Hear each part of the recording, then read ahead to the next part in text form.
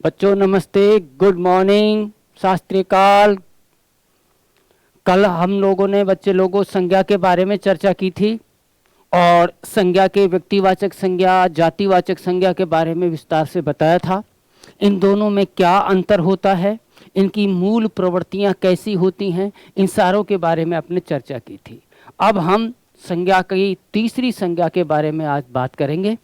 आप दो संज्ञाओं के बारे में जो कुछ कहा गया है, जो कुछ आपको बताया गया, उसके बारे में चिंतन करेंगे, मनन करेंगे और उसके बाद कोई भी प्रश्न अगर आपके सामने आता है तो वो हमें पूछेंगे। तो मैं सतीश अवस्थी हिंदी की तीसरे नंबर की संज्ञा के बारे में बात करते हैं।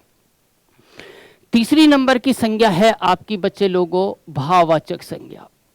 भाववाचक संज्ञा इंपॉर्टेंट संज्ञा होती है और भाववाचक संज्ञा का प्रयोग कई स्थानों पर होता है। अगर हम भाववाचक संज्ञा के बारे में पहचान लेते हैं, सही तरह से जान लेते हैं, तो हमको विशेषण के बारे में भी कोई दिक्कत नहीं होगी, हमको प्रत्यय और उपसर्ग के बारे में भी कोई परेशानी नहीं आएगी। तो सबसे पहले भाववाचक संज्ञा की मैं किताबी परिभाषा आपको बताता हूं। किताबों में लिखा हुआ है, जिस संज्ञा पद से, जिस विकारी पद से किसी व्यक्ति, वस्तु, पदार्थ के गुण, दोष, धर्म, भाव, दशा और अवस्था इनका बोध होता हो, उसे हम भाववाचक संज्ञा कहते हैं। भाववाचक संज्ञा गुण का बोध कराती है, दोष का बोध कराती है, धर्म का बोध कराती है, भाव का बोध कराती है, दशा का बोध कराती है और अवस्था का बोध कराती है। बहुत ही इंपॉर्टेंट परिभाषा, बहुत ही इंपॉर्टेंट संज्ञा। इसको समझने के लिए इन किताबी परिभाषाओं को अपन अलग कर देते हैं। एक कंफ्यूजन आता है गुरुजी, परीक्षा में सवाल आता है तो हम कैसे पता लगे गुण क्या, दोष क्या, धर्म क्या, भाव क्या, दशा क्या, अवस्था क्या। तो इन सारी चीजों से छुटकारा पाने के लिए आप इन सबको 5 मिनट के लिए भूल जाइए कि हमने संज्ञा, भाववाचक संज्ञा की क्या परिभाषा पढ़ी थी। हमने बताया था आपको व्यक्तिवाचक संज्ञा में जिस संज्ञा से किसी एक का बोध होता है वो व्यक्तिवाचक संज्ञा होती है, एक से अधिक का बोध होती है वो जातिवाचक संज्ञा होती है। कुछ शब्द ऐसे होते हैं जिनका प्रयोग करें तो व्यक्तिवाचक संज्ञा भी उनमें हो सकती है और जिनका प्रयोग दूसरी प्रकार से करें तो उनमें जातिवाचक संज्ञा भी हो सकती है। अब मैं भाववाचक संज्ञा के बारे में आपसे बात करता हूं। मैंने एक छोटी सी ट्रिक निकाली है, परिभाषा से हटकर बात करता हूं। कोई भी शब्द तुम्हारे सामने आ जाए, आ जाने दो, आएगा वो तो। अगर किसी शब्द के अंत में ता, किसी शब्द के अंत में पन, किसी शब्द के अंत में आपा, किसी शब्द के अंत में ता, पन, आपा, आई और किसी शब्द के अंत में ई और किसी शब्द के अंत में त्वय और किसी शब्द के अंत में आहट, किसी शब्द के अंत में आवट, किसी शब्द के अंत में ईमा और किसी शब्द के अंत में आस, किसी शब्द के अंत में आवा, किसी शब्द के अंत में आओ और किसी शब्द के अंत में यह प्रत्यय लगे हुए मिल जाए मेरे बच्चे लोगों, तो आंख बंद करके कह देना है वो शब्द भाववाचक संज्ञा के शब्द होते हैं।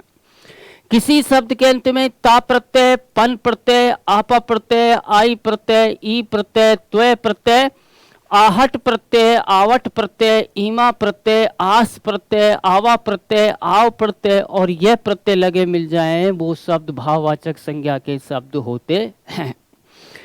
अब आप मुझसे पूछोगे गुरुजी एक शब्द उपसर्ग का होता है, ये सब लोग आप जानते हो, और एक शब्द प्रत्यय का होता है, ये भी आप जानते हो। इन दोनों की परिभाषाएं अलग अलग हैं। जो शब्दांश किसी शब्द के प्रारंभ में लगकर उसके अर्थ में परिवर्तन कर देते हैं उसको हम उपसर्ग कहते हैं, और जो शब्दांश शब्द के अंत में लगकर उसके अर्थ में परिवर्तन या विशेषता उत्पन्न करते हैं उनको हम प्रत्यय कहते हैं। ये आप जानते हो। किसी भी शब्द में उपसर्ग और प्रत्यय जब ही माना जाता है, सारे शब्दों में उपसर्ग नहीं मिलेगा, सारे शब्दों में उपसर्ग नहीं होता है, उन्हीं शब्दों में उपसर्ग और प्रत्यय माना जाता है जिन शब्दों में से उपसर्ग और प्रत्यय को हटाने के बाद एक मूल शब्द बचना चाहिए और उस मूल शब्द का भी अर्थ निकलना चाहिए। अगर प्रत्यय और उपसर्ग को हटाने के बाद कोई मूल शब्द नहीं बचता है तो उस शब्द में प्रत्यय और उपसर्ग नहीं माना जाता है। एक प्रतियोगिता परीक्षा में यह सवाल आया कि प्रत्यय होते हैं, ये आया था कि प्रत्यय होते हैं और उसने 4 ऑप्शन दिए थे। ऑप्शन नंबर ए शब्द होते हैं, ऑप्शन दिया था बी क्या ये शब्दांश होते हैं, ऑप्शन दिया था सी कि ये वाक्य होते हैं और ऑप्शन दिया था डी क्या ये वाक्यांश होते हैं। ये 4 ऑप्शन आया। चाहे ये प्रश्न उपसर्ग के बारे में पूछा जाए, चाहे ये प्रश्न प्रत्यय के बारे में पूछा जाए, तो इसका सही उत्तर होगा शब्दांश होते हैं। मेरे भाइयों, मेरे मित्रों, उपसर्ग और प्रत्यय कोई शब्द नहीं होते, कोई वाक्य नहीं होते, कोई वाक्य का अंश नहीं होते, ये शब्दांश होते हैं और शब्द का भी अंश होते हैं। तो मैंने ये बताया कि किसी भी शब्द में उपसर्ग और प्रत्यय तभी माना जाता है जब उपसर्ग और प्रत्यय को हटाने के बाद एक मूल शब्द बचता हो और उस मूल शब्द का भी अर्थ निकलता हो।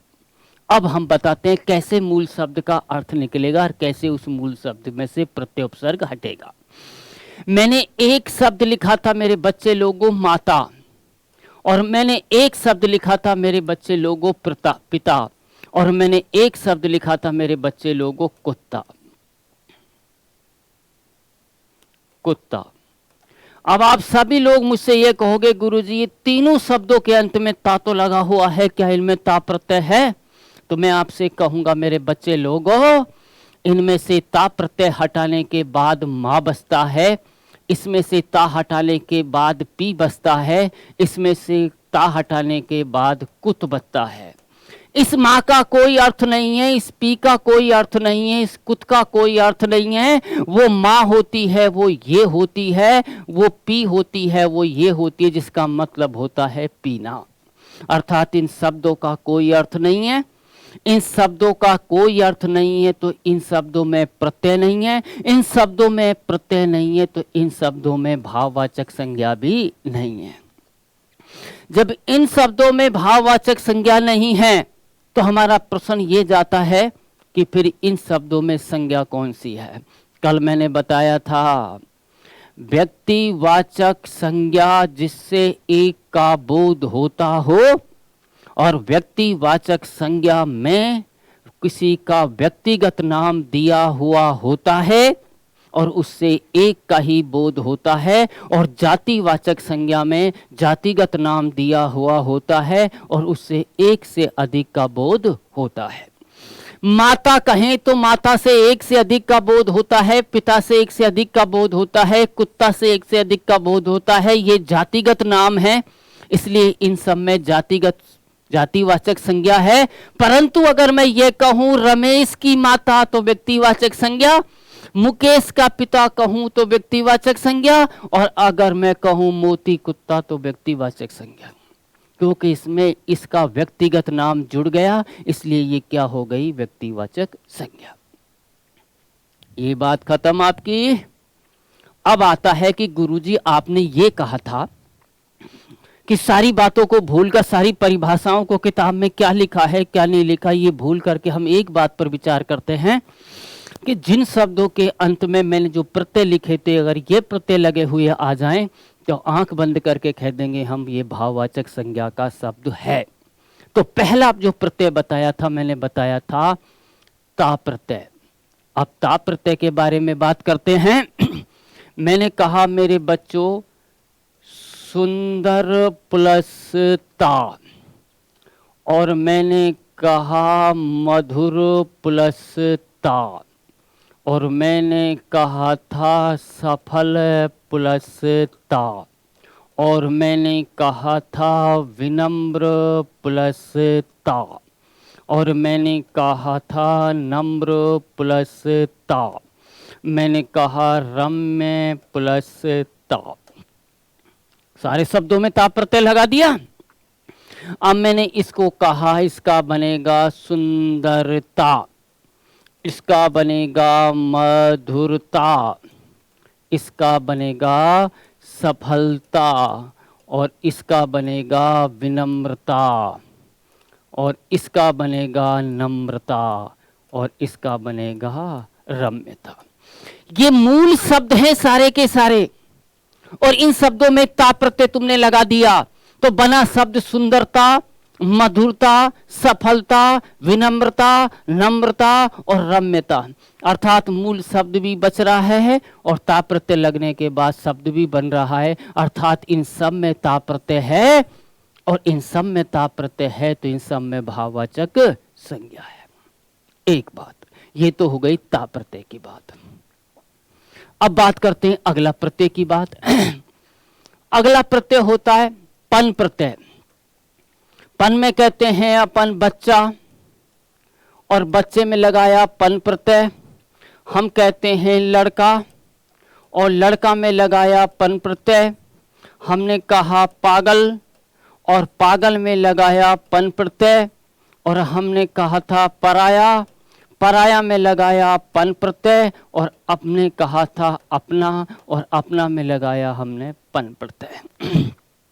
आगे जब हम प्रत्यय का टॉपिक पढ़ेंगे तो उसमें इन चीजों के बारे में भी चर्चा होगी, और इन चीजों के बारे में जब चर्चा होगी तो वहाँ ये चर्चा होगी मेरे बच्चे लोगों, अभी मैं उसको बताता हूँ, थोड़ा रुकिए। इससे बना बचपन, इससे बना मेरे बच्चे लोगों लड़कपन, और इससे बना मेरे बच्चे लोगों पागलपन, और इससे बना मेरे बच्चे लोगों परायापन, और इससे बना मेरे बच्चे लोगों अपनापन।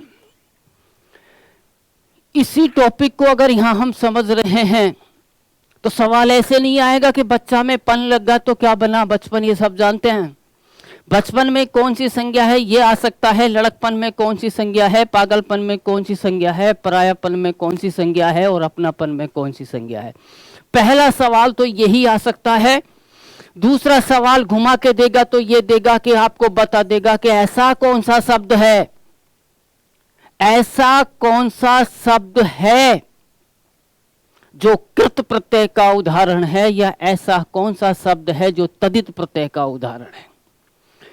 कृत प्रत्यय मेरे बच्चे लोगों वो होते हैं जो धातु के अंत में लगते हैं, और तदित प्रत्यय मेरे बच्चे लोगों वो होते हैं जो संज्ञा के अंत में लगते हैं, सर्वनाम के अंत में लगते हैं, और विशेषण के अंत में लगते हैं। और कल मैंने बता चुका हूं आपको कि संज्ञा व्यक्तिवाचक संज्ञा वो होती है जो व्यक्तिगत नाम दिया हुआ हो, और जातिवाचक संज्ञा वो होती है तो जातिगत नाम दिया हुआ हो। संज्ञा किसी व्यक्ति, स्थान या वस्तु के नाम को संज्ञा कहते हैं। जो शब्द संज्ञा के स्थान पर काम आते हैं उनको सर्वनाम कहते हैं, और जो शब्द संज्ञा और सर्वनाम दोनों की विशेषता बताते हैं उसको विशेषण कहते हैं। अभी आप कहोगे संज्ञा पढ़ा रहे हो, विशेषण की चर्चा कर रहे हो, करना जरूरी है। अगर ये पूछा जाए कि गुरुजी हमको कभी कभी कंफ्यूजन हो जाता है कि ये शब्द विशेषण है संज्ञा है, कुछ नहीं। किसी भी व्यक्ति, किसी भी वस्तु, किसी भी पदार्थ, किसी भी स्थान की कोई अच्छाई बताई जाए या उसकी कोई बुराई बताई जाए तो समझ लीजिए वो विशेषण है। अच्छा है, बुरा है, मोटा है, पतला है, सांवला है, काला है, गोरा है, खट्टा है, मीठा है, नमकीन है, बूढ़ा है, जवान है, ईमानदार है, बेईमान है, चतुर है, चालाक है, नया है, पुराना है, लंबा है, चौड़ा है, ऊंचा है, गहरा है, ये सारे शब्द विशेषण होते हैं मेरे बच्चे लोगों। तो मैंने बताया कि एक कृत प्रत्यय होते हैं मेरे बच्चे लोगों, एक तदित प्रत्यय होते हैं मेरे बच्चे लोगों, और मैंने ये बताया कि जब ये धातु के अंत में लगते हैं तो वो कृत प्रत्यय कहलाते हैं, और जो संज्ञा और सर्वनाम और विशेषण के अंत में लगते हैं उनको तदित प्रत्यय कहते हैं। एक सामान्य सी जानकारी दे रहा हूं मैं आपको भी।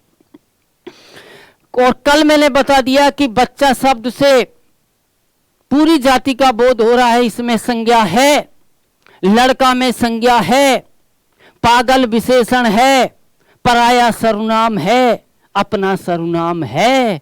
अर्थात इसमें संज्ञा और विशेषण और सर्वनाम तीनों चीजें आ गई हैं, और जो संज्ञा सर्वनाम विशेषण के अंत में लगते उनको अपन क्या कहते हैं, तदित प्रत्यय, अर्थात कृत प्रत्यय का इसमें कोई उदाहरण नहीं है।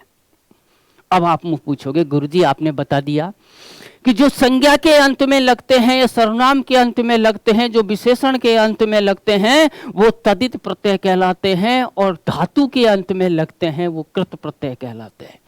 तो गुरुजी हमें ये बता दीजिए कि ये धातु क्या होती है। सुन लेना मेरे बच्चे लोगों, धातु क्रिया का मूल रूप होती है।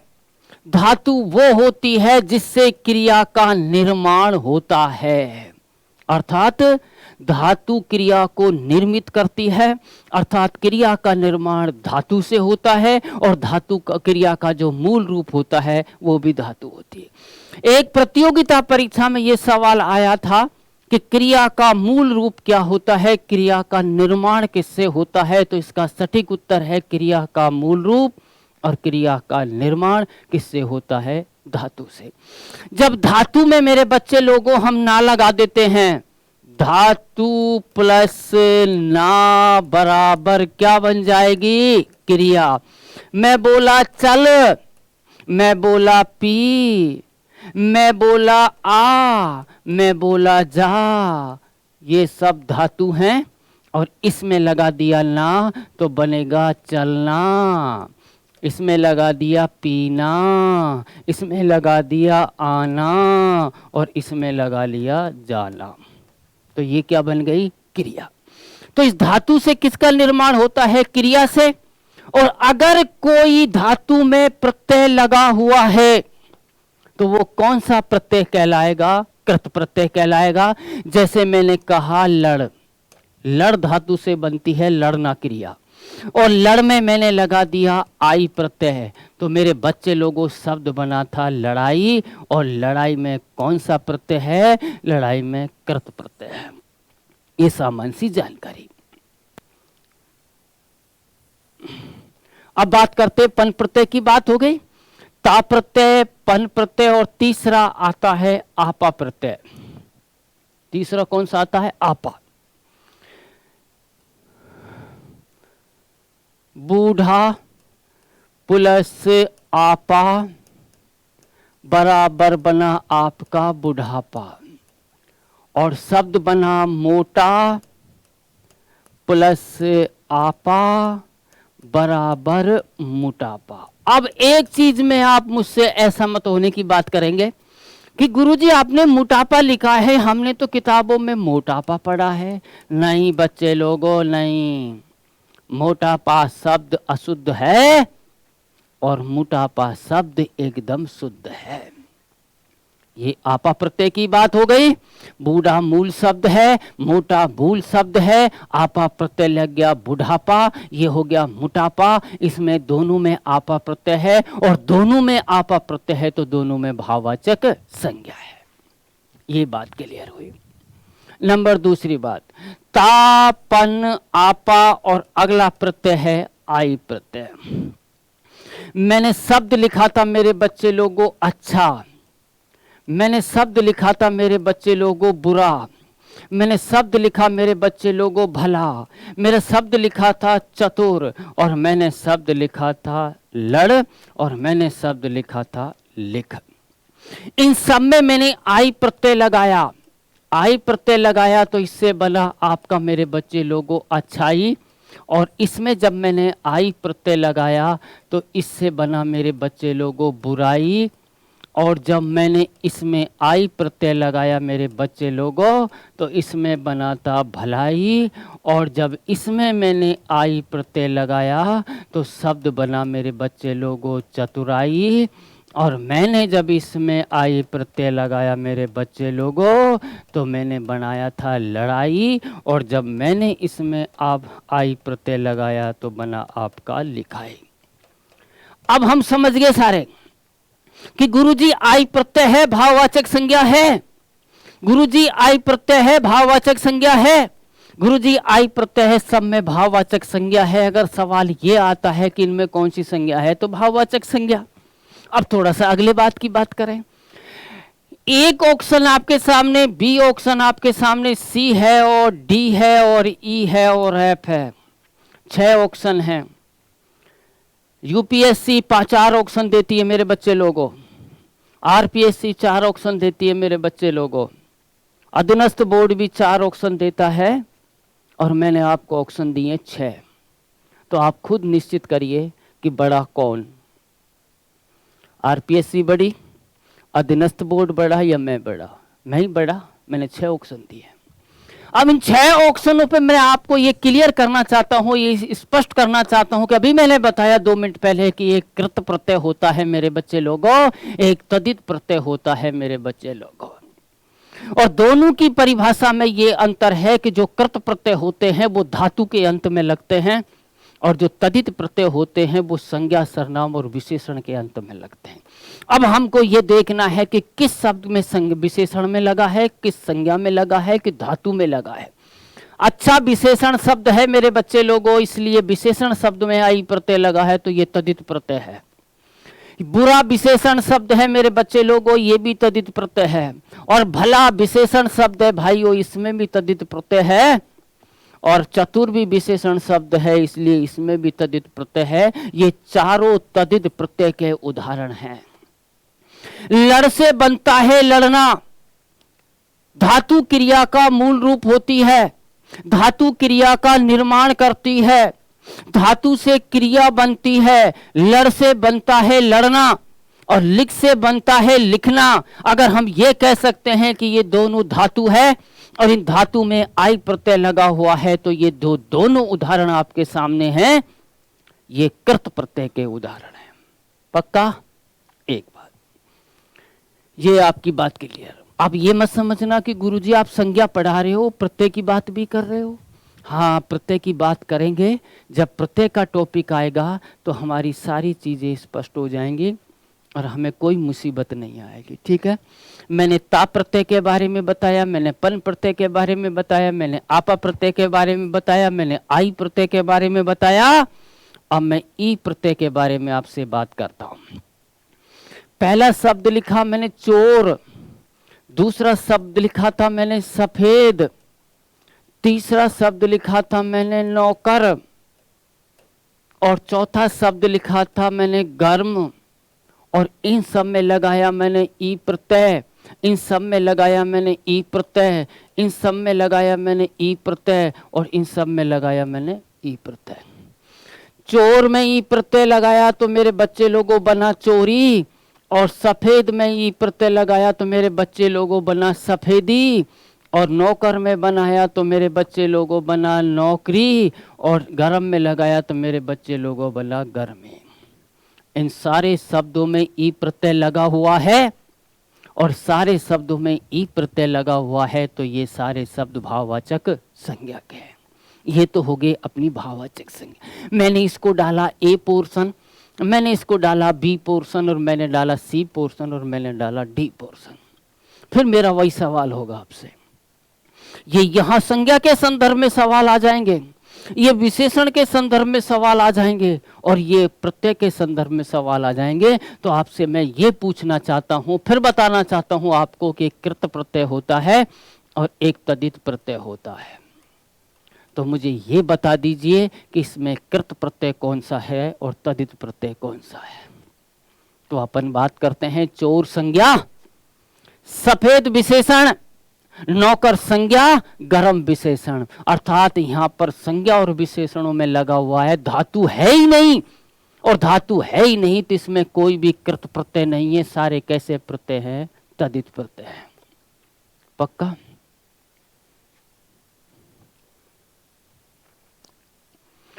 ता, पन, आपा, आई, ई और एक आता है त्वय प्रत्यय। मैंने लिखा मेरे बच्चे लोगों गुरु प्लस त्वय, और मैंने लिखा पुरुष प्लस त्वय, और मैंने लिखा था व्यक्ति प्लस त्वय। तो बात करते हैं मेरे बच्चे लोगों, शब्द बना गुरुत्व, शब्द बना पुरुषत्व, और शब्द बना मेरे बच्चे लोगों व्यक्तित्व। पक्का? ये बन गया। इन सारे शब्दों में त्वय प्रत्यय लगा हुआ है, तो आंख बंद करके कहना है ये सारे कैसे हैं, भाववाचक संज्ञा के उदाहरण हैं। अगला मेरा सवाल है कि इनमें बताइए मेरे भाइयों, तदित प्रत्यय का उदाहरण कौन सा है। तो आपका जवाब होगा मेरे बच्चे लोगों, गुरु शब्द संज्ञा है, पुरुष शब्द संज्ञा है, व्यक्ति शब्द संज्ञा है, अर्थात संज्ञा शब्दों के अंत में प्रत्यय लगा है, तो इन सब में तदित प्रत्यय है, कोई भी कृत प्रत्यय नहीं है। ये बात क्लियर। आगे तापन आपा आई ई त्वय आहट, अगला है आवट, आहट, अगला है आवट, अगला है ईमा, अगला है आस, और अगला है ये प्रत्यय। तो आहट प्रत्यय की बात करते हैं। शब्द लिखा मेरे बच्चों को, चिल्ला प्लस आहट,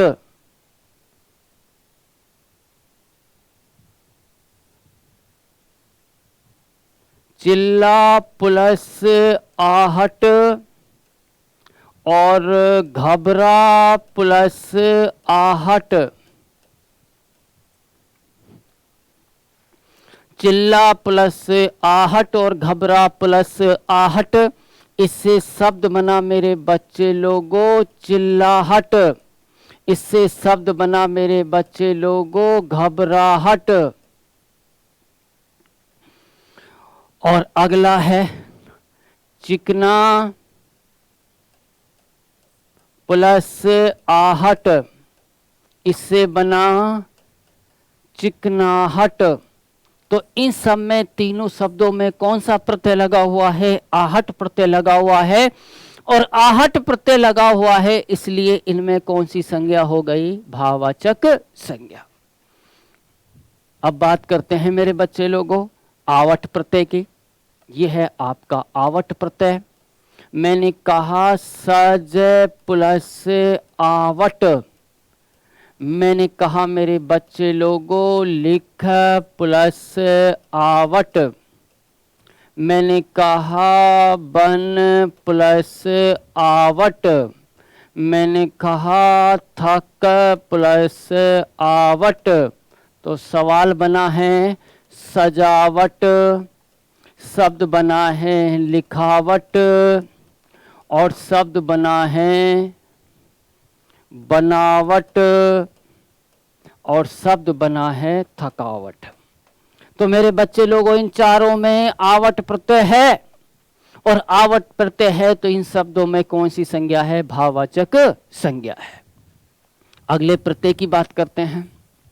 अगला प्रत्यय आता है ईमा प्रत्यय। ये हो गया आपका ईमा प्रत्यय। मैंने कहा लाल, मैंने कहा ईमा, मैंने कहा पूर्ण, और मैंने कहा ईमा, मैंने कहा हरित, और मैंने कहा ईमा, मैंने कहा मधुर, और मैंने कहा ईमा। अब इन शब्दों में ईमा प्रत्यय लगा तो क्या बना, लालिमा। इन शब्दों में क्या बना, पूर्णिमा। इन शब्दों में क्या बना, हरितिमा। और इन शब्दों में क्या बना, मधुरिमा। ये चार बन गए। अब एक सवाल आपके दिमाग में आ रहा है, उसको अभी नहीं बताऊंगा, कुछ रहस्य की बातें हैं जो बाद में रखनी भी पड़ती हैं। आप कहोगे गुरुजी मान लिया इनमें ईमा प्रत्यय लगा दिया, और ईमा प्रत्यय के लगाने के बाद ये शब्द बन गए, हम पहचान लेंगे कि इसमें भाववाचक संज्ञा है। गुरुजी महाराज पागल बना रहा है हमको, ऐसे तो हम कर लेते हैं, किताबों में भी लिखा हुआ है। हमें तो ये बना के बता कि इन लालिमा शब्द आ जाए, या ये पूर्णिमा शब्द आ जाए, या हरितिमा शब्द आ जाए, या मधुरिमा शब्द आ जाए, और पूछ ले हमसे कि इसमें प्रत्यय कौन सा है और मूल शब्द कौन सा है। फिर क्या करेंगे, कहाँ फोन लगाएंगे। गुरुजी महाराज आप तो हमारे सामने होगे नहीं, पर अभी नहीं बताऊंगा,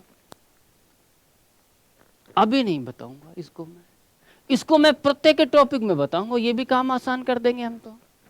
परंतु आप कहोगे ना गुरुजी अभी बता, बड़ी जिज्ञासा होती है। जब किसी से ये कहा जाता है इस चीज को भी नहीं बताया जाएगा तो उसकी जिज्ञासा और अधिक बढ़ जाती है।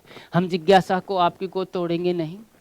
जब प्रत्यय की बात होती है तो शब्द के अंत में जाते हैं, जब उपसर्ग की बात होती है तो शब्द के प्रारंभ में आते हैं। कुछ मत करो, शब्द के अंत में चले जाओ।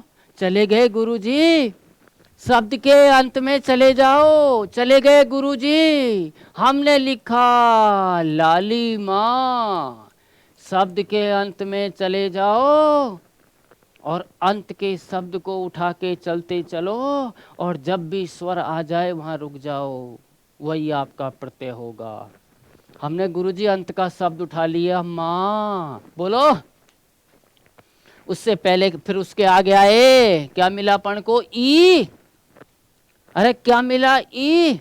और हमको मिल गया ईश्वर। बस रुक जाइए, ईमा प्रत्यय है, बात खत्म। ईमा प्रत्यय है, बात खत्म। अगर सवाल आता है आपके सामने बच्चे लोगों घबराहट, और पूछता है कि बता इसमें प्रत्यय कौन सा है। एलडीसी भर्ती 2018-19 अभी 4 पेपर हुए थे अलग अलग डेटों को। 3 पेपरों में आवट और आहट पर सवाल आया है, और उसने यही पूछा है। सवाल कैसे पूछा है सुन लो आप। सवाल उसने ऐसे दिया है, बच्चे कंफ्यूजन हुए, काफी लोग करके भी आए। उसने कहा घबराहट, उसने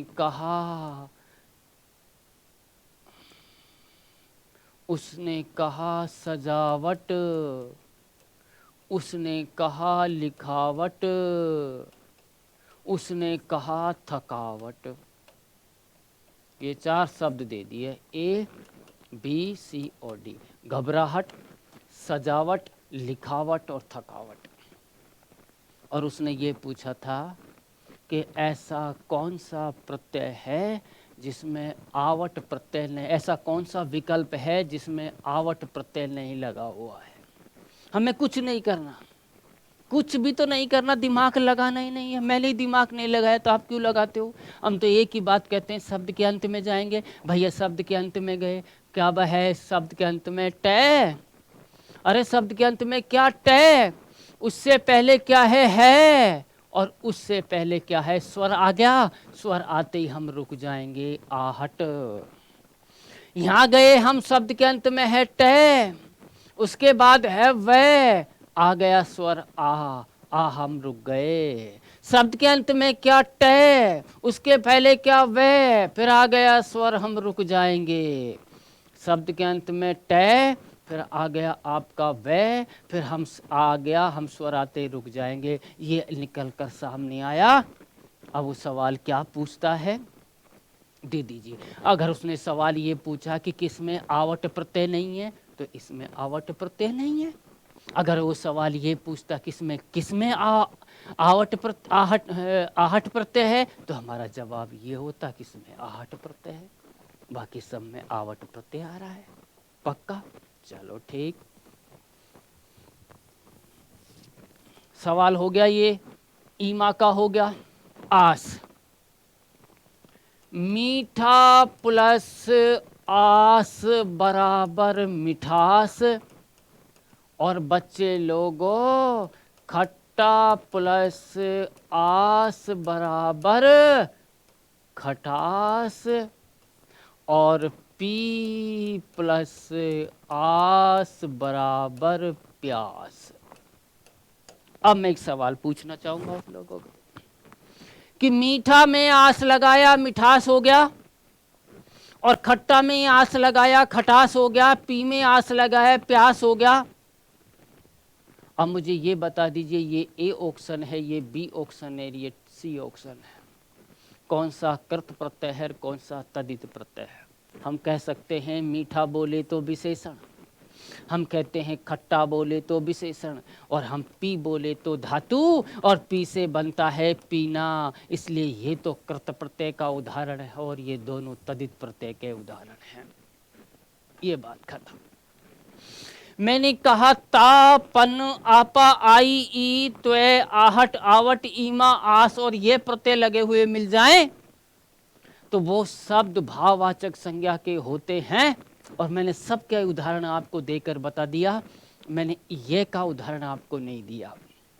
ये एक ऐसा प्रत्यय है, कोई भी प्रतियोगिता परीक्षा होती है उसमें इसका एक सवाल जरूर आता है।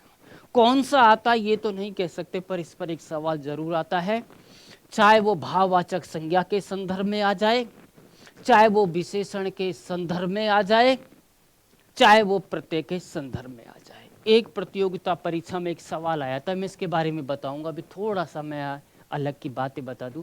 जो चीजें मैं बोल रहा हूं, जिन चीजों को आप सुन रहे हो, ये मैं अपने नोटबुक की 70 या 80% बातें आपको बता रहा हूं और बाकी के सारे नोटबुक आप तक पहुंच जाएगी, उसमें बहुत कुछ लिखा हुआ है।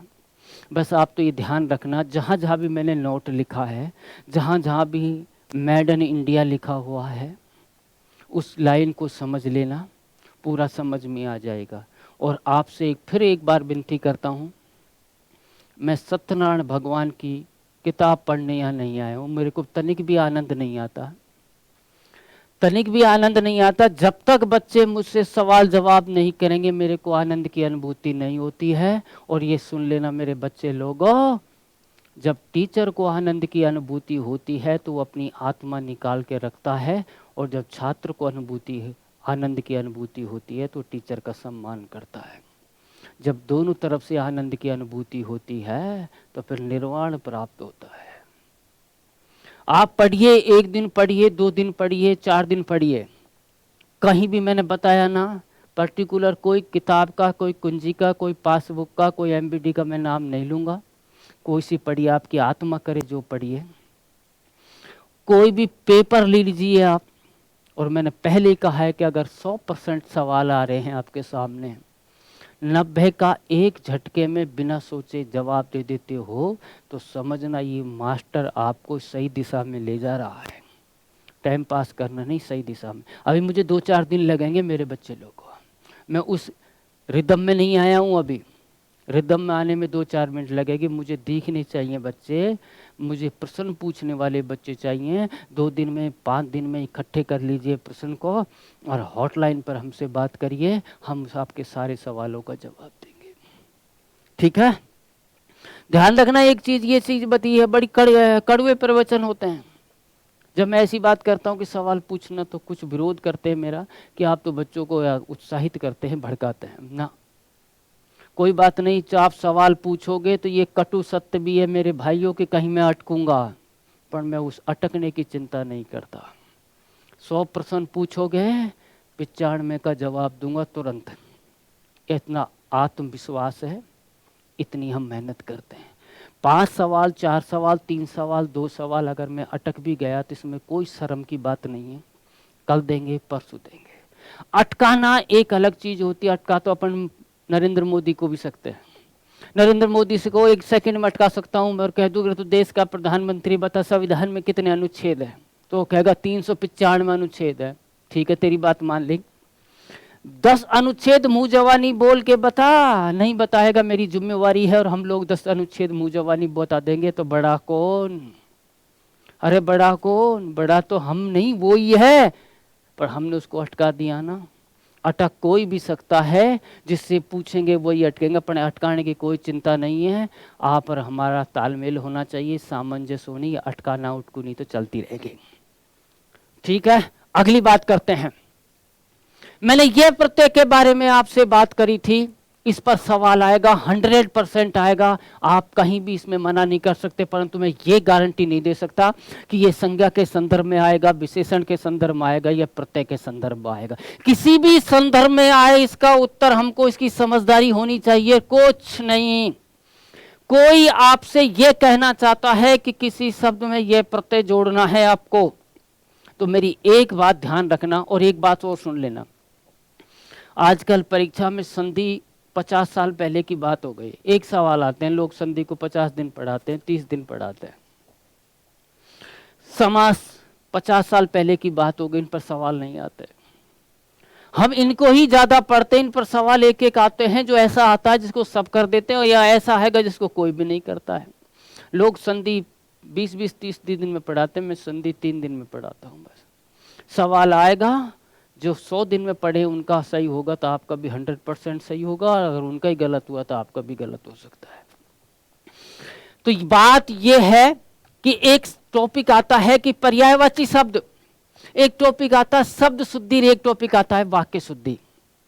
किसी भी प्रतियोगिता परीक्षा को उठाकर देख लो बच्चे लोगों, इस पर सवाल जरूर आते हैं। और जब हम आपसे ये कहते हैं बच्चे लोगों, पर्यायवाची एक एक दिन का एक एक याद करना शुरू कर दो, शब्द शुद्धि एक शब्द लिखना शुरू कर दो, वाक्य शुद्धि पर ध्यान देना शुरू कर दो, तो आप कहते हो कितनी छोटी बात है पर्यायवाची। गुरुजी लेवल गिरा के बात करते हैं, लेवल नहीं। शब्द शुद्धि के 2 सवाल आते हैं, वाक्य शुद्धि के 2 सवाल आते हैं, पर्यायवाची शब्द के भी दोस्तों कम से कम 2 सवाल आते हैं। अब आपसे घर गुरुजी यही कहता है, जब शब्द शुद्धि की बात आती है, जब वाक्य शुद्धि की बात आती है, तो कक्षाओं में ही पढ़ाया नहीं जाता, यही कहा जाता है अपनी वोकैबुलरी मजबूत कर लो, शब्द शुद्धि हो जाएगी, वाक्य शुद्धि हो जाएगी। दिल पर हाथ रख के कहो मेरे बच्चे लोगों, 25 साल हो गए, 20 साल हो गए, आज तक आपकी शब्द शुद्धि सुधरी नहीं, आपको वोकैबुलरी अभी तक आई नहीं, तो क्या 1-2 महीने में वोकैबुलरी याद कर लोगे? नहीं करोगे तो रुक जाइए, कोई वोकैबुलरी याद करने की जरूरत नहीं है आपको। हमारा स्टाइल एक बार देखिए, आपको शब्द जो तुम्हारे सामने आएगा, आप ये पहचान कर सकते हो कि ये शब्द शुद्ध है या ये शब्द अशुद्ध है। थोड़ा रुकिए 2 मिनट के लिए। मैंने एक शब्द लिखा था मेरे बच्चे लोगों, ध्यान से सुनना, सांसारिक लिख दिया। मैंने एक शब्द लिखा था मेरे बच्चे लोगों, प्रामाणिक। बच्चों एक शब्द मैंने लिखा था भौगोलिक, और मैंने एक शब्द लिखा था मेरे बच्चे लोगों ऐतिहासिक। ये मैंने शब्द लिखे हैं। अकाउंटेंट भर्ती परीक्षा में एक ऐसा ही सवाल आया था कि वो ये दे दिया, और ये से पूछा गया कि बता इसमें शुद्ध कौन सा है, अशुद्ध कौन सा है। ध्यान रखना, कहने को हम बाद में कह देते हैं यार ये शुद्ध है, वो परीक्षा हॉल में दिमाग अलग ही होता है। बाहर निकलते ही पता लग जाता है यार ये तो शुद्ध था, ये हम तो इसको अशुद्ध करिए है, ये तो अशुद्ध था हम इसको शुद्ध करिए है। कुछ नहीं करने का, पर 2 मिनट की स्टाइल देखने का। एक होता है ये प्रत्यय, एक होता है इक प्रत्यय, एक होता है ए प्रत्यय, और एक होता है ए प्रत्यय।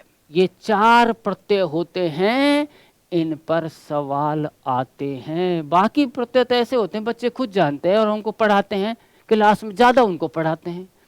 कोई कहता है चोर प्लस ई बराबर चोरी, सफेद प्लस ई बराबर सफेदी, सब जानते हैं, तू आप भी जानते हो, मैं भी जानता हूँ, पढ़ाने के लिए क्यों करें, लेवल गिरता है अपन लोगों का।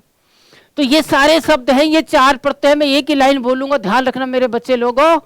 अगर दुनिया का कोई भी शब्द आपके सामने आ जाए, आ जाने तो आएगा वो तो, अगर उसमें इक प्रत्यय लगा हुआ है, उसमें यह प्रत्यय लगा हुआ है, उसमें ए प्रत्यय लगा हुआ है, उसमें ई प्रत्यय लगा हुआ है, तो उस शब्द का पहला वर्ण जो होगा या तो आ होना चाहिए, या आई होनी चाहिए, या औ होना चाहिए।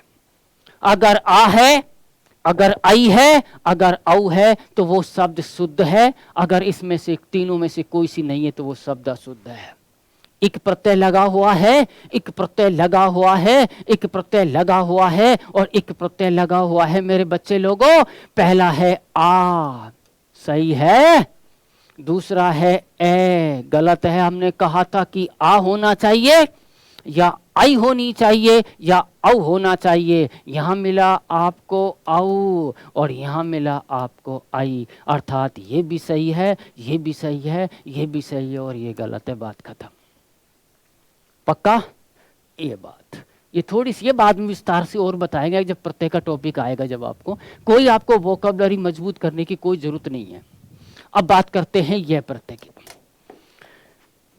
यह प्रत्यय लगे होते हैं, वो भी शब्द भाववाचक संज्ञा के होते हैं।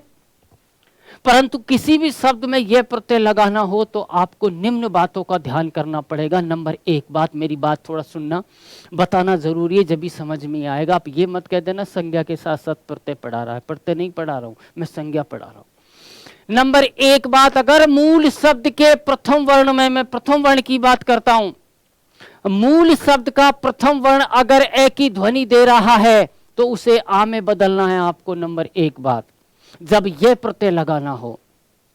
नंबर दो बात, अगर मूल शब्द का प्रथम वर्ण पहले से ही आ की ध्वनि में आ रहा है तो फिर आपको कोई परिवर्तन उसमें नहीं करना। नंबर तीन बात, अगर मूल शब्द का पहला वर्ण छोटी ई में लगी हुई है मात्रा, या बड़ी की मात्रा लगी हुई है, ए की मात्रा लगी हुई है, तो उसे आई करना है। और चौथी बात, मूल शब्द के पहले वर्ण में छोटे ऊ की मात्रा, बड़े ऊ की मात्रा और ओ की मात्रा लगी हुई है तो उसे औ करना है। और नंबर पांच, मूल शब्द का पहला वर्ण अगर आधा है तो फिर हम उसके दूसरे वर्ण में परिवर्तन करते हैं, दूसरे वर्ण में परिवर्तन करते हैं। और नंबर तीन बात, छठी बात मेरे बच्चे लोगों, जब किसी भी शब्द में इक प्रत्यय लगाना हो, या यह प्रत्यय लगाना हो, या ए प्रत्यय लगाना हो, या ए प्रत्यय लगाना हो, तो ये ध्यान रखिए कि उस मूल शब्द के अंतिम वर्ण की, मैं अंतिम वर्ण की बात करता हूं, अंतिम वर्ण को हमेशा आपको आधा मानना है, चाहे उसमें किसी की भी मात्रा लगी हुई हो। ये 6 बातें याद हैं तो कैसा भी सवाल सही हो जाएगा। नंबर एक बात, 5 बातें लिखी है मूल शब्द के प्रथम वर्ण के बारे में, और एक बात लिखी है मैंने मूल शब्द के अंतिम वर्ण के बारे में। अगर मूल शब्द का पहला वर्ण ए की ध्वनि दे रहा है तो आ करना है, अगर आ की ध्वनि देना है तो कोई परिवर्तन नहीं करना है, अगर छोटी ई, बड़ी ई और ए की ध्वनि देना है तो आई करना है, अगर छोटा ऊ, बड़ा ऊ और ओ की ध्वनि दे रहा है तो औ करना है, अगर पहला वर्ण आधा है तो दूसरे में परिवर्तन करना है, और अंतिम वर्ण को हमेशा कैसा मानना है, आधा। एक प्रतियोगिता परीक्षा में सवाल आया, उससे पहले मैं एक चीज बता देता हूं आप लोगों को, सिद्ध कर देता हूं मैंने क्या कहा है। मैंने शब्द लिखा मेरे बच्चे लोगों सुंदर, मैंने शब्द लिखा मेरे बच्चे लोगों महात्मा, मैंने शब्द लिखा मेरे बच्चे लोगों स्वस्थ, मैंने शब्द लिखा मेरे बच्चे लोगों वत्सल, और मुझे इसमें यह प्रत्यय जोड़ना है इन सब में। तो मेरी पहली बात को ध्यान रखिए, मूल शब्द क्या हैं, ये हैं मूल शब्द, ये है आपका प्रत्यय, ये है मूल शब्द और ये है आपका प्रत्यय। मूल शब्द का पहला वर्ण लेना है, मूल शब्द का पहला वर्ण है से। मूल शब्द का पहला वर्ण क्या है, से। से में लगी हुई है ऊ की मात्रा, अगर ऊ की मात्रा लगी हुई हो तो किस में बदलते हैं उसको, औ में। हमने बदल दिया औ, सौ। ध्यान रखिए 5 बातें बताई हैं मूल शब्द के प्रथम वर्ण के बारे में, और एक बात बताइए मूल शब्द के अंतिम वर्ण के बारे में, और बीच के वर्ण के बारे में मैं कुछ नहीं बोला। इसका मतलब यह है कि बीच के वर्ण को यों की यों उतारना, इसमें कोई परिवर्तन आपको नहीं करना। सू का कर दिया सौ, बीच का वर्ण है आधा, आधा लिख दिया, द है पूरा, द लिख दिया। अब आता है अंतिम वर्ण, अंतिम वर्ण क्या है, रे। रे कैसा है, पूरा, पूरा है, परंतु मुझे क्या मानना है, आधा। आधा रे मान लिया मेरे बच्चे लोगों, फिर क्या बच्चे जोड़ दिया, ये। और आधा रे जब शब्द में आता है तो उसे अगले वाले वर्ण के ऊपर चढ़ा देते हैं, तो शब्द बना आपका सौंदर्य। बोलो पक्का। ऐसे ही बात करते हैं अपन महात्मा की। पहला वर्ण मैं में आ रहा है, ए को क्या करूं, आ, मा। बोलिए, हा को क्या करूं, हा। ते को क्या करूं, ते। अंतिम वर्ण को कैसा मानूं, आधा, और क्या जोड़ू, ये। क्या बना, महात्म्य। इसका पहला वर्ण आधा है, और मैंने ये बताया अगर किसी शब्द का पहला वर्ण आधा हो तो उसके दूसरे वर्ण में परिवर्तन करते हैं। पहला वर्ण से आधा है तो आधे को आधा लिख दिया, दूसरा वर्ण वह है, वह में ए है, ए को क्या कर दिया, आ। से को लिख दिया से, अंतिम वर्ण को मैंने आधा किया, यह जोड़ दिया, क्या बना, स्वास्थ्य। और वत्सल में पहला वर्ण है, ए की ध्वनि दे रहा है, ए की ध्वनि को करा आ, तय को लिख दिया मेरे बच्चे लोगों तय, सह को लिख दिया सह, अंतिम वर्ण को किया आधा, फिर जोड़ दिया ये क्या बना वात्सल्य। तो ध्यान रखना, इसमें ये प्रत्यय लगा हुआ है, इसमें ये प्रत्यय लगा हुआ है, इसमें ये प्रत्यय लगा हुआ है, इसमें ये प्रत्यय लगा हुआ है, और हमने बताया जिन शब्दों के अंत में ये प्रत्यय लगा होता है वो भाववाचक संज्ञा के शब्द होते हैं। तो ये सारे किसके हैं? भाववाचक संज्ञा के। पक्का?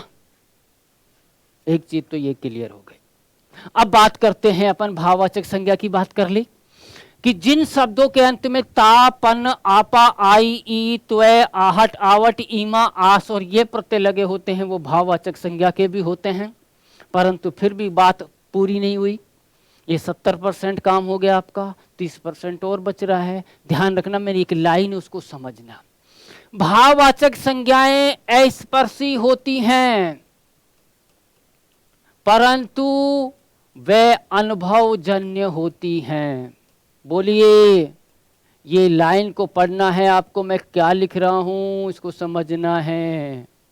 मैंने 2 शब्द लिखे हैं। अस्पर्शी उसे कहते हैं जिसका स्पर्श नहीं किया जा सकता, और अनुभवजन्य वो होती हैं जिनको देखा, स्पर्श तो नहीं किया जा सकता परंतु उसका अनुभव किया जा सकता है, आभास किया जा सकता है। हिंदी में कहते हैं कि हर मनुष्य के अंदर विचार होते हैं, हर मनुष्य के अंदर भाव होते हैं, और साइकोलॉजी में कहते हैं कि हर मनुष्य के अंदर संवेग होते हैं। भावों को संवेग कहा जाता है, विचारों को संवेग कहा जाता है साइकोलॉजी में। साइकोलॉजी ये कहती है कि जिस व्यक्ति के अंदर संवेग नहीं होते वो जीवित नहीं होता, मृत प्राय होता है। संवेग ही ऐसी चीज है जो व्यक्ति को अनुक्रिया करने के लिए प्रेरित करती है। अगर संवेग नहीं होते हैं, संवेग स्थिर होते हैं, तो व्यक्ति अनुक्रिया नहीं करता, काम नहीं करता। तो हमारे अंदर जितने भी संवेग हैं उन संवेगों को हम स्पर्श तो नहीं कर सकते मेरे बच्चे लोगों, परंतु उनका हम अनुभव कर सकते हैं। सवाल आता है प्रेम, क्या प्रेम को स्पर्श कर सकते हो? कोई हमसे कहता है कि मैं प्रेम करता हूं, हम किसी से कहते हैं कि हम प्रेम करते हैं, क्या आप बता सकते हो कि वो कितनों किलो प्रेम करता है? उस प्रेम को छू सकते हो कि नहीं? बातों से अनुभव कर सकते हैं कि वो प्रेम करता है, परंतु प्रेम को छू नहीं सकते। ध्यान रखना बच्चे लोगों, कुछ लोग जब ऑफलाइन चलती रहती हैं तो बच्चे हैं साहब, 21वीं शताब्दी के बच्चे हैं, सवाल पूछ लेते हैं। अब लोग तो नहीं पूछ रहे, सवाल पूछ लेते हैं, और 21वीं शताब्दी के बच्चे का जवाब देना बड़ा मुश्किल होता है, इनको ज्ञान देना बड़ा मुश्किल होता है, क्योंकि ये तो खुद ही ज्ञानी होते हैं। लोग इनको बच्चा कहते हैं, मैं इनको बच्चा नहीं कहता। मैं तो हमेशा एक ही बात मानता हूं कि आजकल बच्चा पैदा होना तो बंद सा हो गया है, आजकल तो बाप पैदा हो रहे हैं। ठीक है, वो कह देता है गुरुजी प्रेम को हम स्पर्श करते हैं। मैं कहता हूं अरे बच्चे लोगों, तू प्रेम को स्पर्श नहीं करता, प्रेमी को स्पर्श किया जाता है। सही है गलत है बोलो? प्रेम स्पर्श नहीं होता, प्रेमी को स्पर्श किया जाता है, प्रेम को अनुभव किया जाता है, इसलिए प्रेम में भाववाचक संज्ञा है।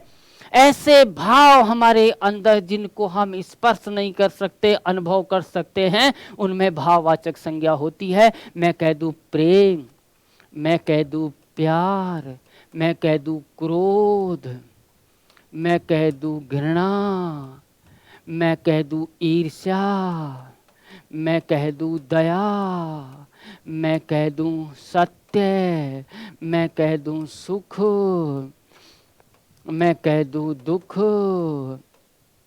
मैं कह दूं अहिंसा, मैं कह दूं उमंग। इन शब्दों को स्पर्श नहीं किया जाता और इन शब्दों को केवल अनुभव किया जाता है। तो मेरे भाइयों, इन शब्दों में कोई प्रत्यय लगा हुआ नहीं है, परंतु ये अनुभवजन्य शब्द है, इसलिए इनमें भी भाववाचक संज्ञा होती है। ठीक है, जिनमें प्रत्यय लगा होता है वो भी भाववाचक संज्ञा होती है, और जो अनुभवजन्य संवेग होते हैं उनमें भी भाववाचक संज्ञा होती है। एक प्रतियोगिता परीक्षा में ये सवाल आया है कि भाववाचक संज्ञा कितने प्रकार की होती है, भाववाचक संज्ञा का निर्माण कितने प्रकार से होता है। एक ये सवाल है और एक ये सवाल है कि भाववाचक संज्ञाएं कितने प्रकार की होती हैं। तो ध्यान रखना, भाववाचक संज्ञाएं दो प्रकार की होती हैं। एक भाववाचक संज्ञाएं वो होती हैं जो यौगिक होती हैं, अयौगिक होती हैं, और दूसरी भाववाचक संज्ञाएं वो होती हैं जो यौगिक होती हैं। अयौगिक वो होती है जो किसी से मिलकर बनी हुई नहीं होती, अर्थात जिनमें प्रत्यय लगा हुआ नहीं होता, ऐसी भाववाचक संज्ञाएं अयौगिक होती हैं। और जिनमें प्रत्यय लगकर जो संज्ञाएं बनती हैं वो यौगिक संज्ञाएं होती हैं। इनमें कोई प्रत्यय लगा हुआ नहीं है मेरे बच्चे लोगों, इसलिए ये अयौगिक भाववाचक संज्ञा है। और मैंने लिखा था सुंदरता, इसमें ता प्रत्यय लगा हुआ है, ये भी भाववाचक है और इसमें यौगिक भाववाचक संज्ञा है। पक्का? आगे बात करते हैं।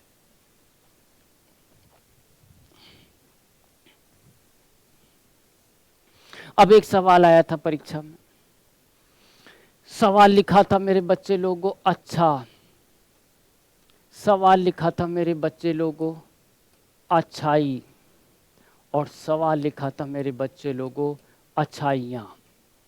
ये लिखा हुआ है आपके सामने।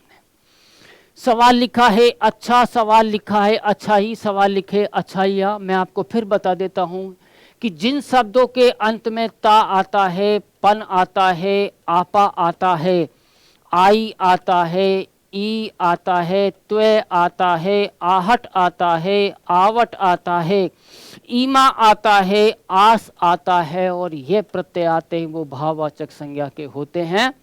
किसी व्यक्ति, स्थान या वस्तु के नाम को संज्ञा कहते हैं। जो शब्द संज्ञा के स्थान पर काम आते हैं उनको सर्वनाम कहते हैं, और जो शब्द संज्ञा और सर्वनाम दोनों की विशेषता बताते हैं उनको विशेषण कहते हैं। मैं पहले भी बता चुका हूं कि किसी भी व्यक्ति, किसी भी वस्तु, किसी भी पदार्थ और किसी भी स्थान की कोई अच्छाई या बुराई बताई जाती है वो विशेषण कहलाती है।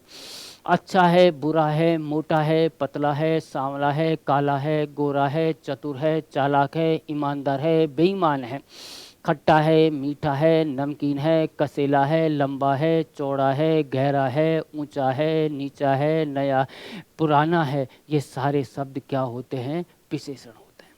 अच्छा शब्द विशेषण क्लियर हो गया? अच्छा शब्द विशेषण क्लियर। इस अच्छे शब्द में आई प्रत्यय लग गया, और मैं बोल चुका हूं मेरे बच्चे लोगों, जब आई प्रत्यय लग जाता है तो ऐसा शब्द भाववाचक संज्ञा का होता है। तो अच्छाई शब्द हो गई आपकी भाववाचक संज्ञा। पक्का? अब बात करते हैं, इन दोनों का अंतर हम समझ गए कि ये विशेषण शब्द है गुरुजी, इसमें आई प्रत्यय लग गया। गुरुजी आपने कहा था कि जो अच्छाई बताता है वो विशेषण होता है, तो अच्छा विशेषण है। आपने अभी ये कहा था कि जिसमें आई प्रत्यय लग जाता है वो भाववाचक संज्ञा होती है। आई प्रत्यय लग गया, भाववाचक संज्ञा। आपकी बात क्लियर? सही, बिल्कुल। अब परंतु मैं इन दोनों के बारे में बात करता हूं मेरे बच्चे लोगों। अच्छाई और अच्छाइयां, ये हो गया अच्छाई और ये हो गया मेरे बच्चों अच्छाइयां। ध्यान रहे, भाववाचक संज्ञाएं जितनी भी होती हैं वो हमेशा एक वचन में होती हैं।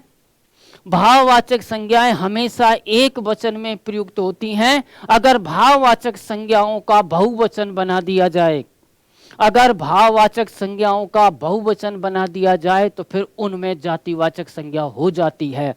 अच्छाई शब्द भाववाचक संज्ञा का है क्योंकि ये एक वचन में है। अच्छाई का हमने बहुवचन बना दिया मेरे बच्चे लोग, इसलिए इसमें कौन सी संज्ञा है? जातिवाचक संज्ञा। पक्का?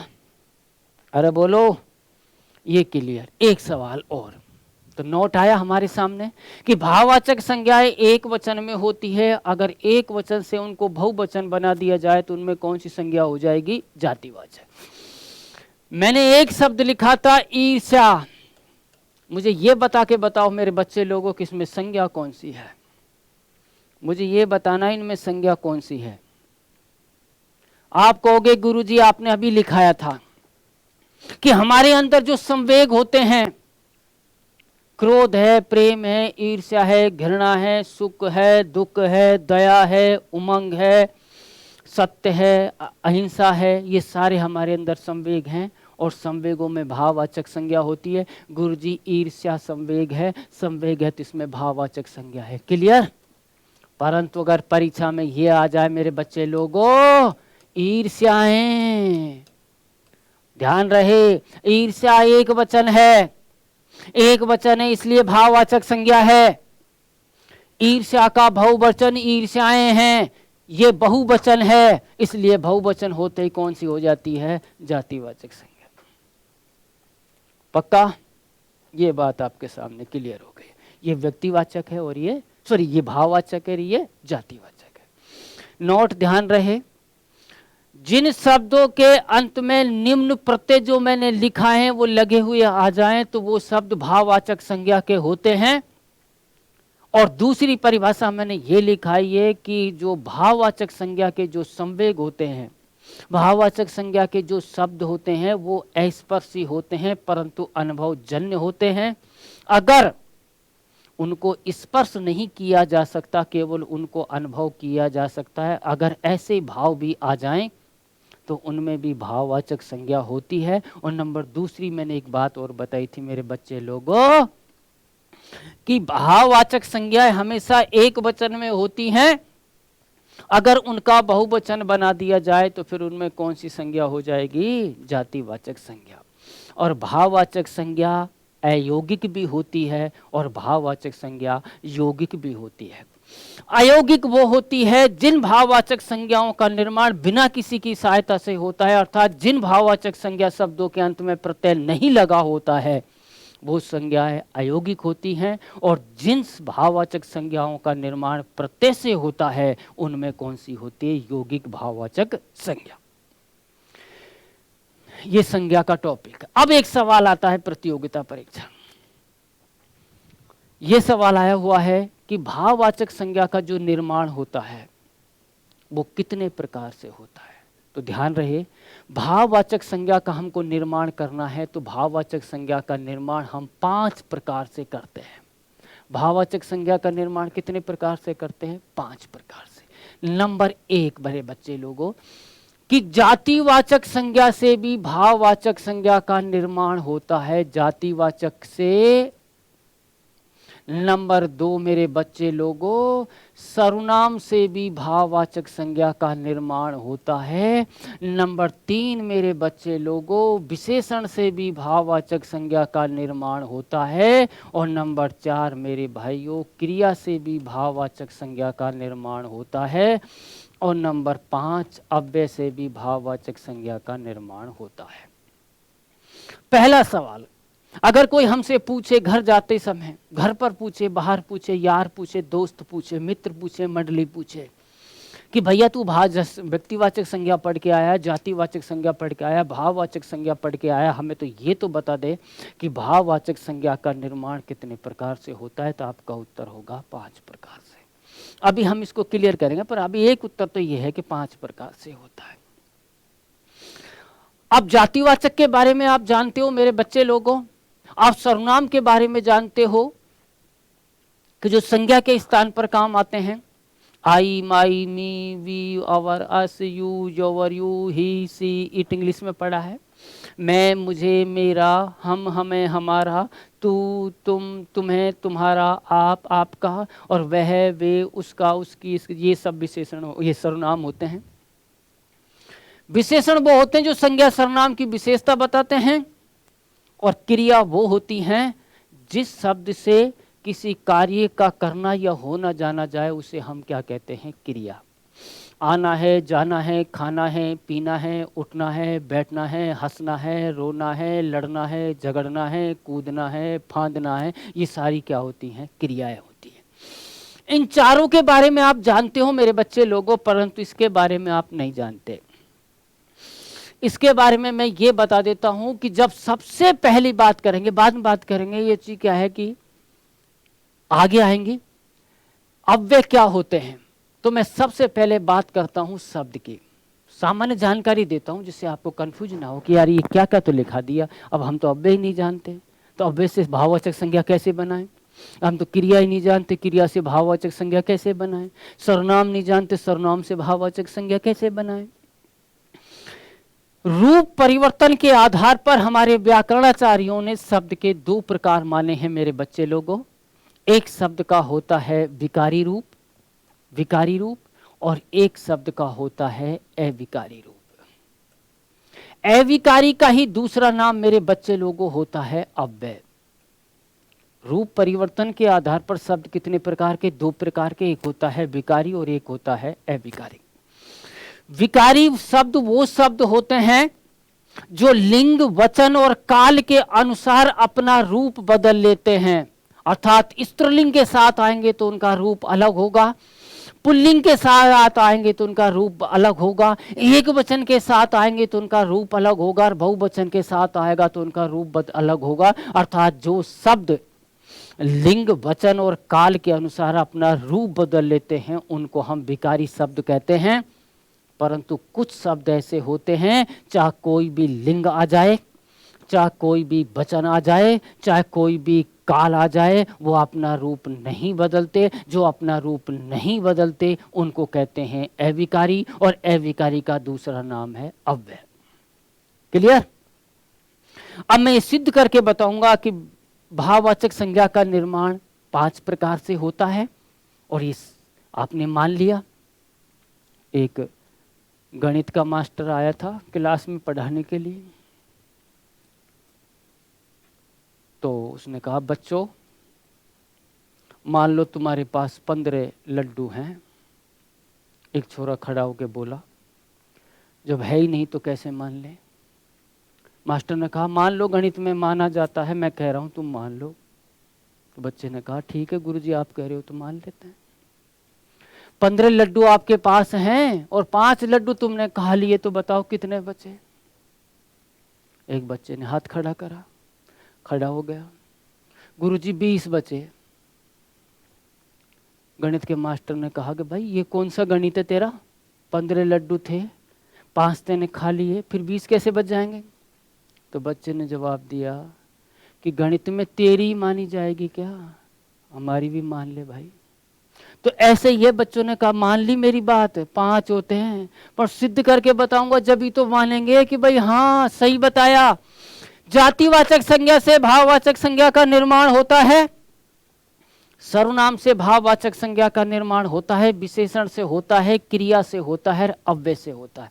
पहला टॉपिक है जातिवाचक संज्ञा से भाववाचक संज्ञा का निर्माण कैसे होता है। ये उदाहरण देके बताता हूं। पहला शब्द लिखा मेरे बच्चे लोगों, ईमानदारी से बोलना, लड़का। मैंने शब्द लिखा मेरे बच्चे लोगों, बच्चा। मैंने शब्द लिखा था मेरे बच्चे लोगों, नौकर। मैंने शब्द लिखा मेरे बच्चे लोगों, गुरु। मैंने शब्द लिखा था मैंने नारी। मैंने शब्द लिखा था स्त्री। ईमानदारी से बोलना जातिवाचक संज्ञा है या नहीं? अरे जातिवाचक संज्ञा है। अगर मैं यहां ये लिख दूं लड़कपन, यहां लिख दूं मेरे बच्चे लोगों बचपन, और यहां लिख दूं मेरे बच्चे लोगों नौकरी, यहां लिख दूं मेरे गुरुत्व, और यहां लिख दूं नारीत्व, और यहां लिख दूं स्त्रीत्व। ये लिख दिया।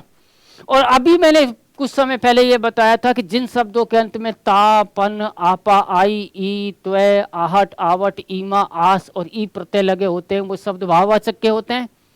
पन प्रत्यय लगा हुआ है मेरे बच्चे लोगों, पन प्रत्यय लगा हुआ है, ई प्रत्यय लगा हुआ है, त्वय प्रत्यय लगा हुआ है, त्वय प्रत्यय लगा हुआ है, त्वय प्रत्यय लगा है, तो ये सब भाववाचक है।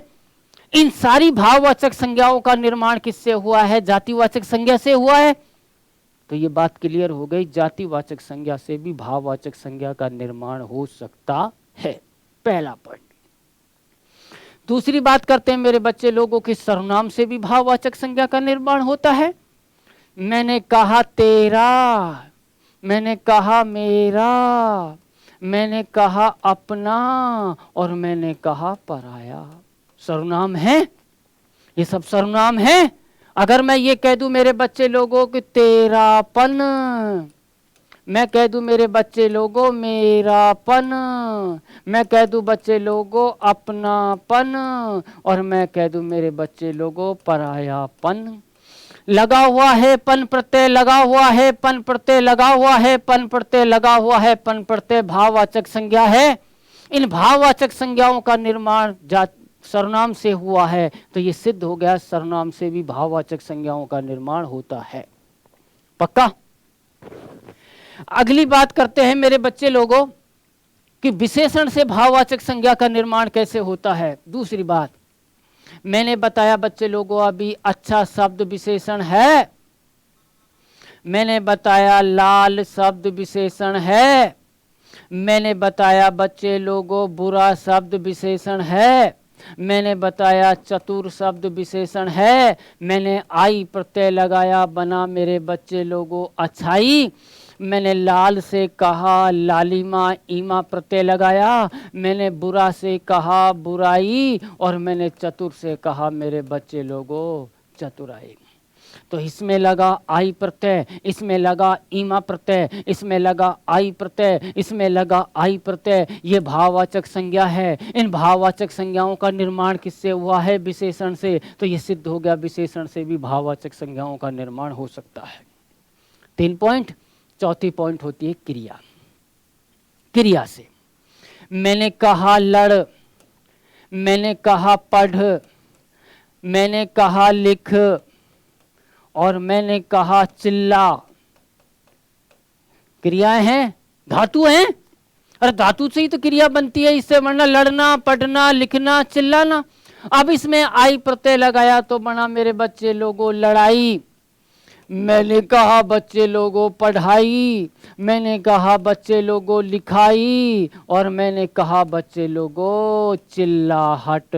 तो सुनिए, इसमें आई प्रत्यय, इसमें आई प्रत्यय, इसमें आई प्रत्यय और इसमें आहट प्रत्यय, और ये प्रत्यय लगने के बाद भाववाचक संज्ञा का निर्माण होता है।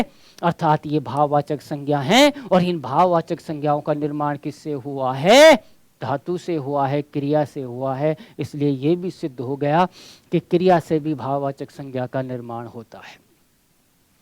अब आते हैं अव्यय।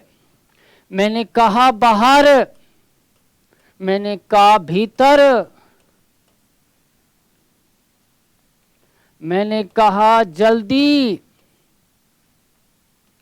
मैंने कहा बाहर से कहा बाहरी, भीतर से कहा भीतरी और जल्दी से कहा जल्दबाजी। ठीक है, ये शब्द विकारी अविकारी शब्द हैं, ये शब्द अव्यय शब्द हैं। इनको स्त्री के साथ लगा लो, इनको पुल्लिंग के साथ लगा लो, इनको एक वचन के साथ लगा लो, इनको बहुवचन के साथ लगा लो, इनके रूप में कोई परिवर्तन नहीं होता, इसलिए ये अव्यय हैं। अव्यय में ई प्रत्यय लगाया, अव्यय में ई प्रत्यय लगाया, ये बन गया भाववाचक संज्ञा। तो अब ये सिद्ध हो गया कि भाववाचक संज्ञा का निर्माण जातिवाचक संज्ञा से भी हो सकता है, सर्वनाम से भी हो सकता है, विशेषण से भी हो सकता है, क्रिया से भी हो सकता है और अव्यय से भी हो सकता है। ये हमने बता दी। अब लेते हैं थोड़ा सा ब्रेक, अगली कक्षा में फिर मिलेंगे आपसे। तब तक के लिए सावधान रहिए, सुरक्षित रहिए और हमें देखते रहिए। Good morning.